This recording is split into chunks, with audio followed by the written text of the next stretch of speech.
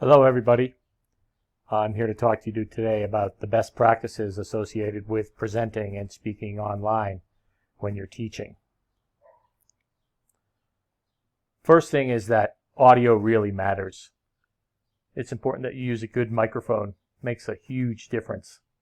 Research shows that picture quality doesn't really matter, but the audio does. The room really matters, so try to work in a room that has very little echo or background noise.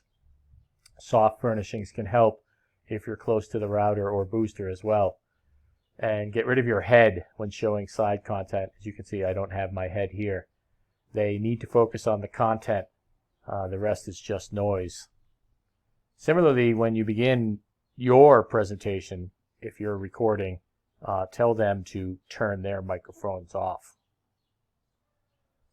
Second recommendation for all of you is to try to speak as informally as you can. Speaking in an informal and relaxed manner shows that this aids in learning. Start by describe where you're speaking from, your room, be personal, try to be relaxed. Really, there's nobody watching you as you're doing something like this, so take it easy, take it slow, which leads me into point number 3. Speak slowly. If you speak a little more slowly than is normally comfortable for you, this will help your learners and your students process the information more quickly. If you feel rushed or you feel like you're moving through your material very, very quickly, then certainly your students are similarly going to feel rushed and in a hurry. So take it easy. Slow it down. Our sign number 4 is that we need to review what we did in our last presentation or in our last class. Feel free to restate things and reflect as you go along. It's very, very important that the number of times that you can say something, the number of times that you can repeat something will go a long way in helping your students retain what you're hoping that they learn during your presentation. Our point number 5 is, create chapters for your presentations. Maybe if you can plan a number of lessons, or if you're just racing from lesson to lesson, then it'll seem like perhaps a random series of events. But if you can understand, for example, over our 2-week block, that you will have a certain number of protected sessions, then by the end of those sessions, you will have created a number of chapters in your online presentations. By using this particular app that I'm using, Screencastify, you can title them numerically or by chapter. You can call them Chapter 1, Chapter 2. There's a way to do that, and I will show you that at the end as we get to the end there. Point number 6, when you're online here, and I haven't been doing this clearly, is use the cursor.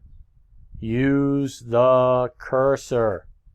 Right? The cursor will bring, while the audio is most important, when you can bring the student's line of sight to things on the screen, it will aid you and aid your learners in retaining their attention as they visualize what it is that you're trying to say to them. Remember, we want to keep these presentations short. We don't want to overwhelm. And it takes quite a bit of practice to know just how long your presentation is going to go on for. As you're working in your presentation online, use your screen directions very, very explicitly. For example, say, look at the top right-hand corner of the screen. And as you say that, bring the cursor up there as well to the top right-hand corner.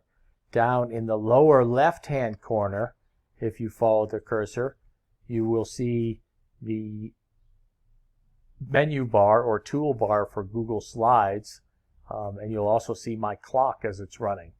And I've kept the clock there on purpose so that I know how long this presentation is going on. So I'm staying on this screen and I'm giving screen instructions.